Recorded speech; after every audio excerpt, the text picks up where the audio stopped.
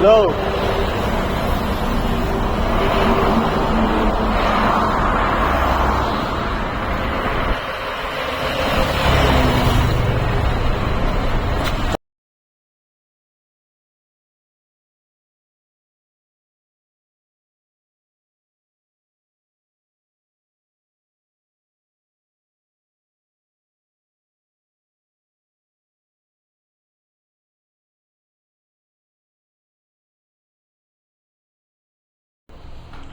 జై శ్రీరామ్.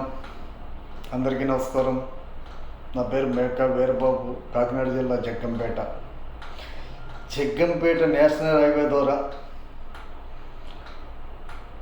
గోవధకు ఆవులను రోజు పదుల సంచి వాహనాల్లో వందలు వేలు తరలించుకుపోతుంటే భారతదేశంలో పుట్టి తెలుగు నేలపై బతుకుతూ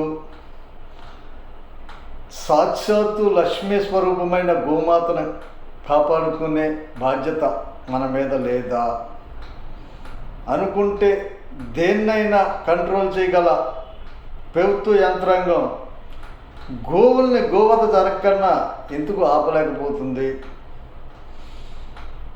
మరి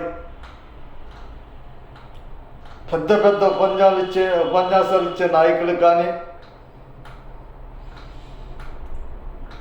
మరి అనేక కుల సంఘాలు కానీ ఎన్నో విధాలుగా మాట్లాడి గోమాతను రక్షించుకోవాలనేటువంటి మహానుభావులు వీరెవరు గోవధ జరగకన్నా ఎందుకు చర్యలు తీసుకుంటలేదు?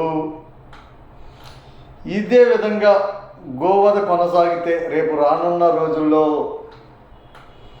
గోమాత కనుమరుగైపోతుంది.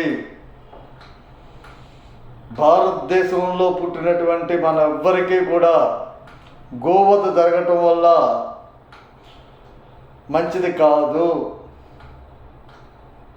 కావున ప్రభుత్వాలు కానీ ప్రజలు కానీ స్పందించి